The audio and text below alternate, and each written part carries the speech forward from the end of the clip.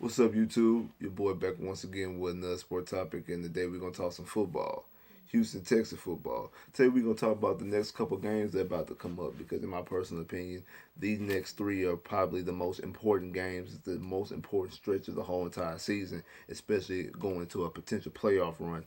These games right here are very, very important. I wanted to touch on that, do a little breakdown about the games, and also I want to touch on the Texas made a waiver claim yesterday. I want to touch on that briefly and what that might mean for right now this season and possibly potentially going forward. Before we get in there, I want to send a special shout out to my bro out there, Wink from Saw Sports. If y'all was on his live stream, I want to tell y'all thank you for everybody who was on his live stream. Tell me happy birthday. I appreciate that. Yes, my birthday was Sunday the 10th.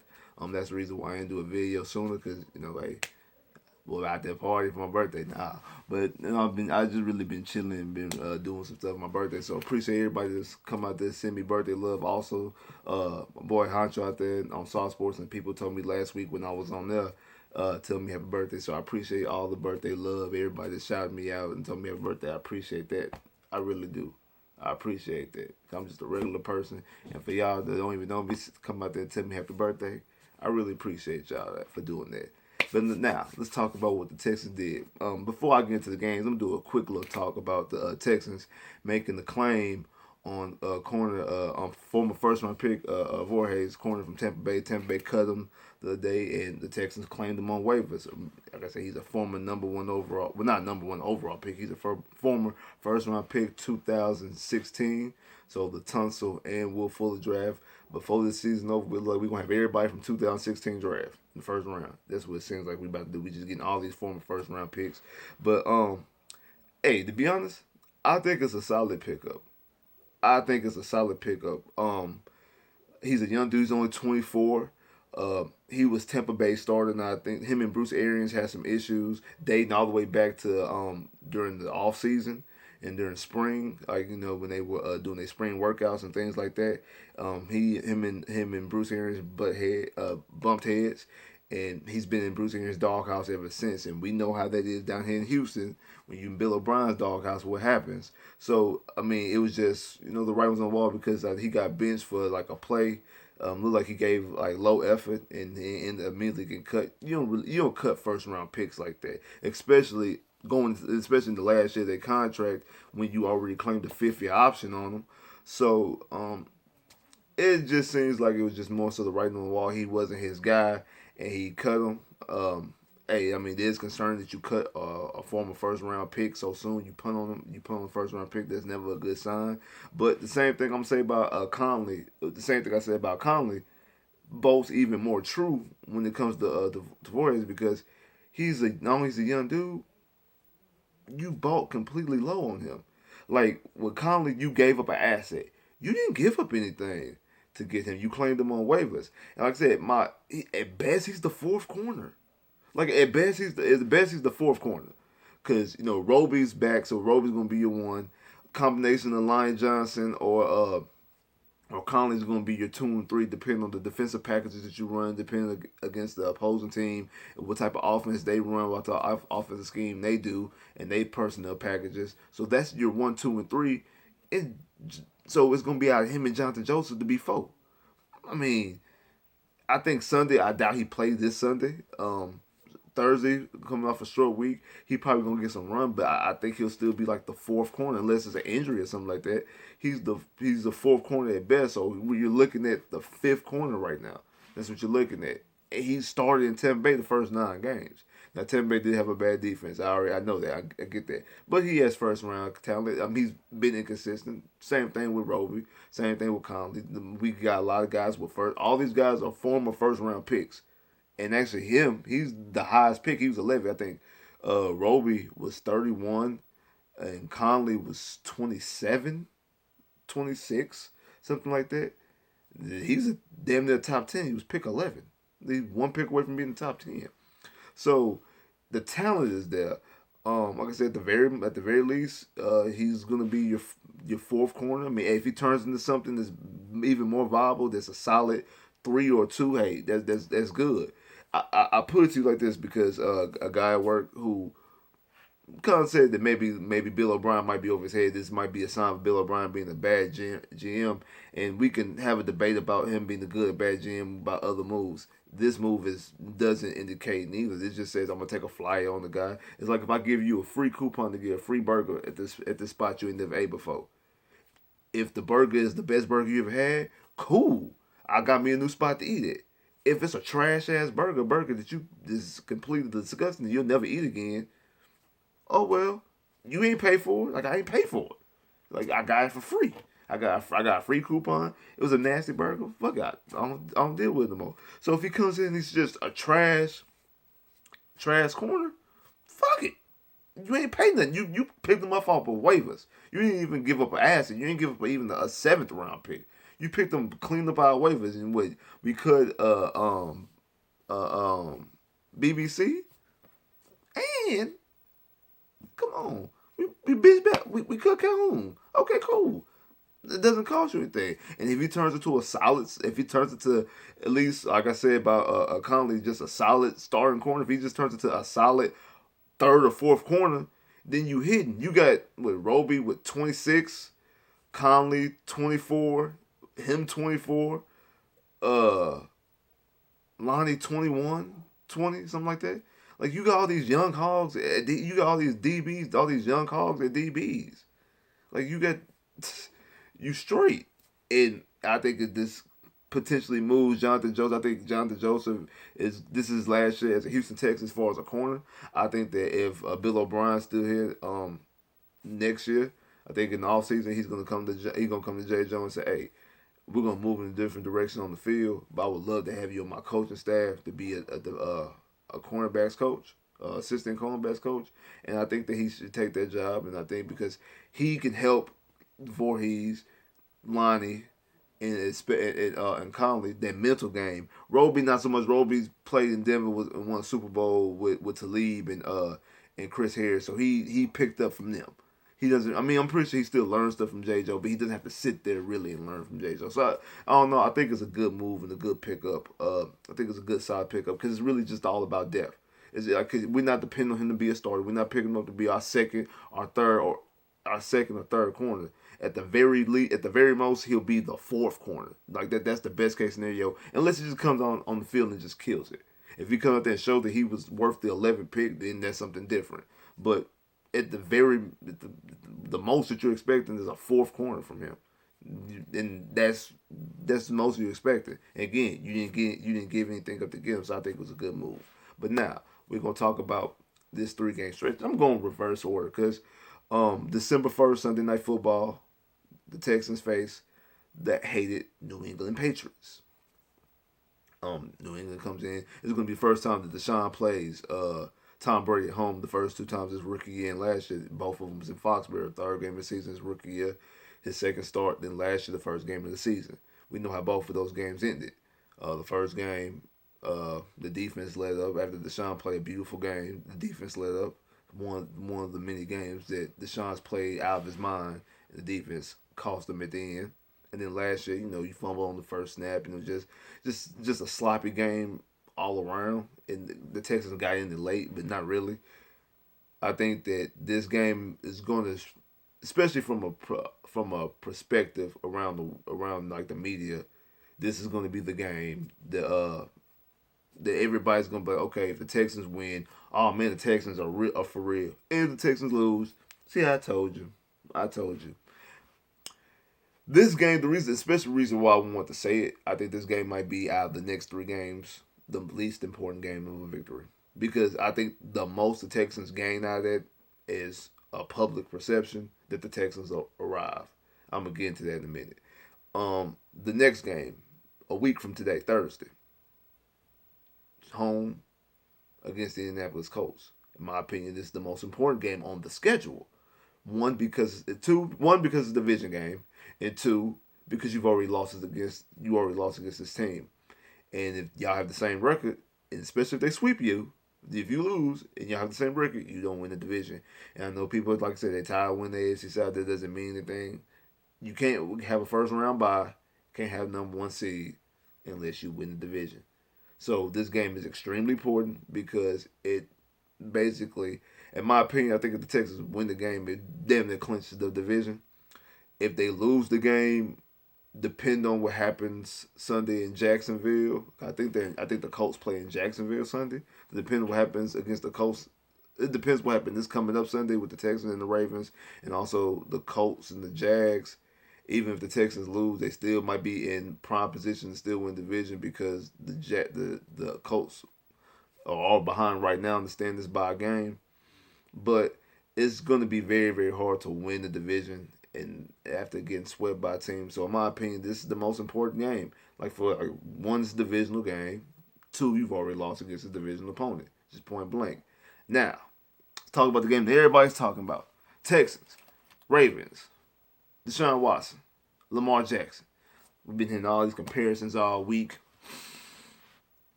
When I did my preview with Saw Sports earlier, I picked the Texans to win the game, and I kind of misspoke a little bit. I said something about the Texans, Deshaun losing Lamar. I meant to say, I said it backwards about Deshaun losing to Lamar and winning the Heisman. I flipped it. I said it wrong.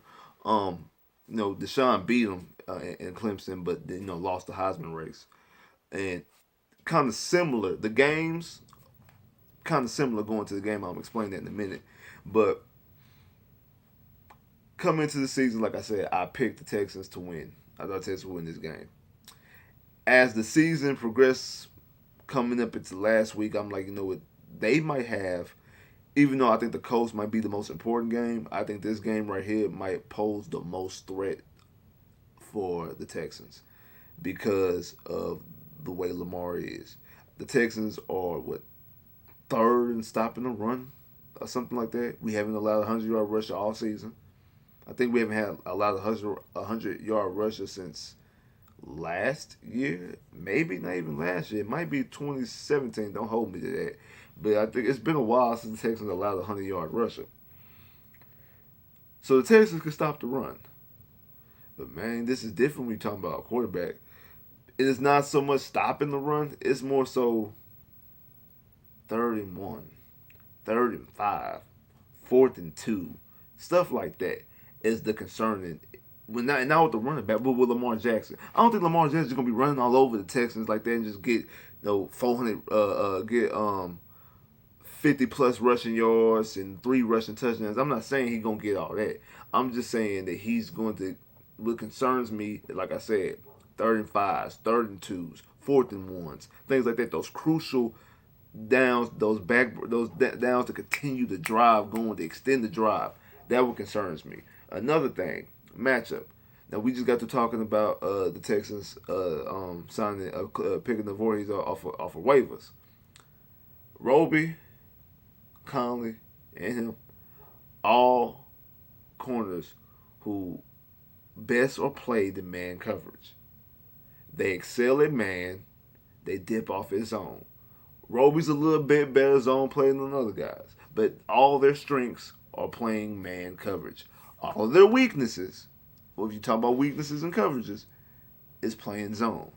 Everybody knows when you have a mobile quarterback like a Deshaun, like a Michael Vick, like a Lamar Jackson, when you're playing man coverage, that opens up running lanes, especially for a quarterback who wants to run first, like a Mike Vick and like a Lamar Jackson. When these guys want to run first and you're playing man coverage, you're opening up run lanes all day. So if you sit back and play zone to try to keep them in, keep them contained, well, these corners don't play that well good in zone. So he'd be able to dissect them because these corners are not that good. That's their weakness. So if you play to the corner's strength, you'll play to Lamar's strength. If you try to take away Lamar's strength, you're opening up your weakness.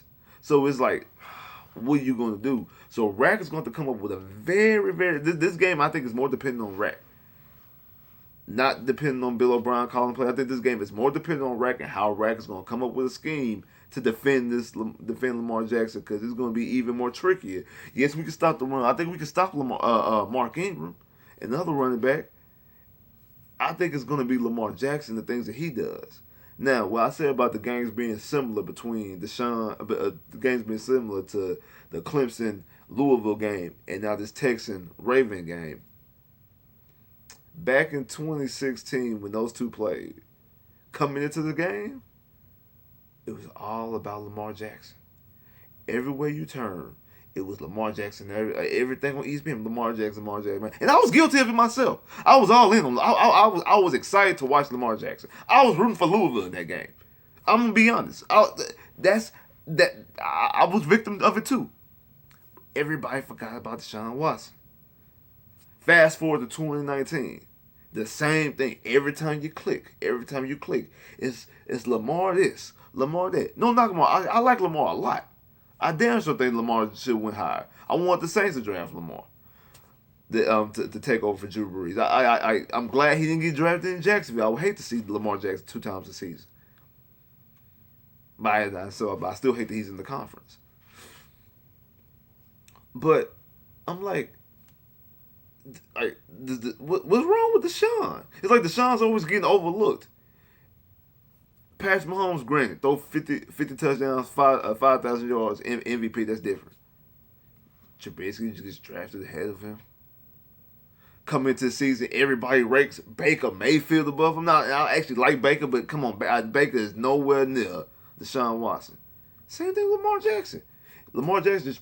I know most of it got to do with him beating the Patriots and then back on having a perfect game against the Bengals. I get that. But come on. We've never seen this before, and man, this running is Deshaun can run too. He's just a better passer. He just chooses not to run because he's a pocket quarterback who can run like Lamar Jackson. He's not as fast as Lamar Jackson. Lamar Jackson's faster than him. Just like Patrick Mahomes has a stronger arm than him, but he can throw like Pat. He just don't have the strongest arm as Pat. He can run like Lamar Jackson. He's just not as fast as Lamar Jackson. So it's Lamar Jackson, Patrick Mahomes. Deshaun has attributes from both. So he's both of them rolled into one. Wouldn't that make him the best? This is just me. Wouldn't that make him like the ideal? The ideal? Even though you probably would take Pat to be the ideal slightly because of the arm strength and things like that. And Pat can move. Pat is not Pat is nowhere near stats. Pat can scramble a lot too. He's just not as fluent and as agile as a Lamar Jackson or Deshaun Watson. But going into this game, that's all you hear. It's Lamar Jackson, Lamar Jackson, Lamar Jackson. I know Stephen A's gave Deshaun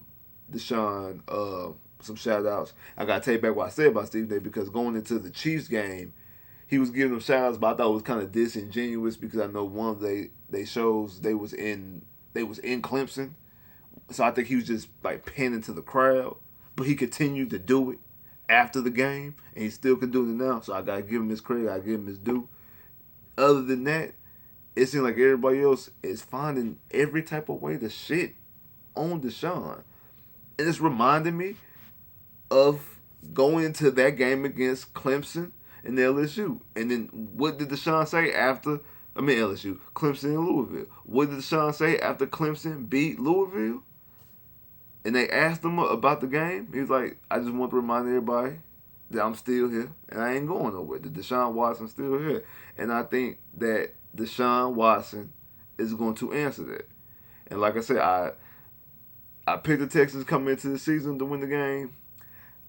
The past couple weeks I've been getting sketchy. I'm like, the Texans ain't gonna beat the Ravens because it's gonna be hard. The Rats gonna have to come up with a game plan. So I've been for the past 2 weeks I've been like, nah, the Texans not gonna win. But after seeing everything I seen transpire this week, everybody's forgetting about Deshaun Watson. And for some reason, I just feel it. I just got that feeling. That gut feeling that he's going to go out there and remind everybody who the fuck he is. He's going to go out there and remind everybody he's Deshaun fucking Watson. That he's beyond the truth. He not just Trey the truth. He's beyond that. And I think he's going to put a huge stake in the ground. I'm here. I'm who y'all should be talking about, the MVP. Pat did this thing last year. Y'all forgot about number 4. Y'all completely forgot about number 4. But don't worry. I'm going to remind you. I'm going to remind you,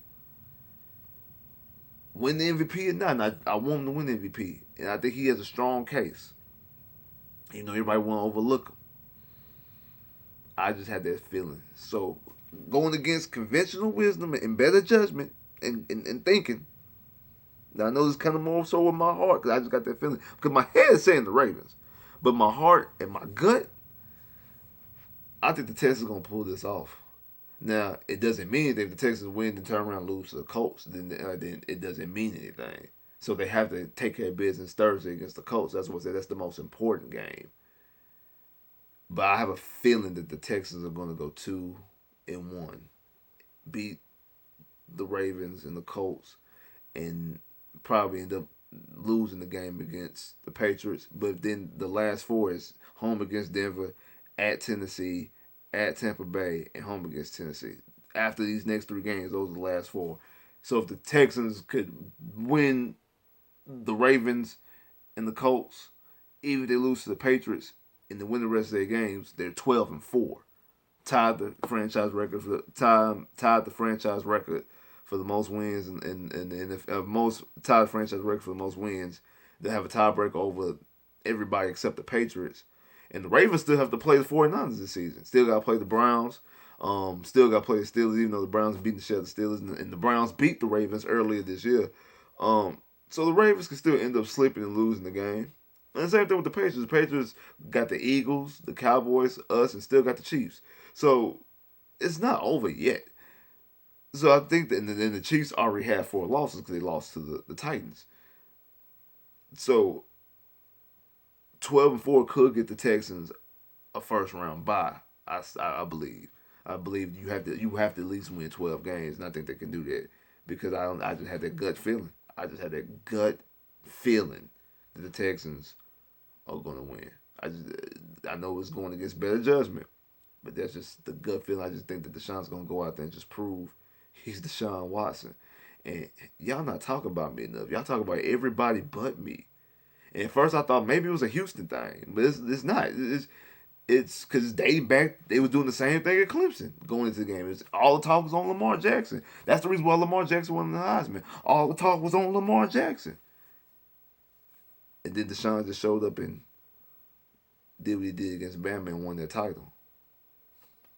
Like, share, subscribe if you haven't. Comment below if you haven't. Click that bell, get more videos. Holla.